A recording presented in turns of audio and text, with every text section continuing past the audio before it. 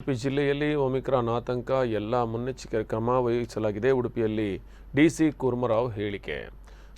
ಕಳೆದ ಒಂದು ವಾರದಲ್ಲಿ ಜಿಲ್ಲೆಯಲ್ಲಿ 18,000 ಶಂಕಿತರ ಕೋವಿಡ್ ಪರೀಕ್ಷೆ ನಡೆಸಲಾಗಿದೆ. ಒಮಿಕ್ರಾನ್ ಭೀತಿಯ ಹಿನ್ನೆಲೆಯಲ್ಲಿ ಅಗತ್ಯ ಕ್ರಮ ಕೈಗೊಳ್ಳಲಾಗಿದೆ ಎಂದು ಜಿಲ್ಲಾಧಿಕಾರಿ ತಿಳಿಸಿದ್ದಾರೆ.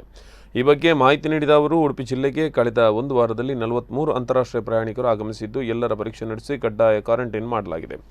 ಕೇರಳ, ಮಹಾರಾಷ್ಟ್ರದಿಂದ ಬರುವ ಪ್ರಯಾಣಿಕರ ಮೇಲೂ ನಿಗಾ ವಹಿಸಲಾಗಿದ್ದು, ತಪಾಸಣೆ ನಡೆಸಲಾಗುತ್ತಿದೆ. ಜಿಲ್ಲೆಯಲ್ಲಿ ಒಮಿಕ್ರಾನ್ 2 ಕೇಸ್ ಪತ್ತೆಯಾಗಿದ್ದು, ಈ ಹಿನ್ನೆಲೆಯಲ್ಲಿ ಅಗತ್ಯ ಮುನ್ನೆಚ್ಚರಿಕಾ ಕ್ರಮ ವಹಿಸಲಾಗಿದೆ ಎಂದರು.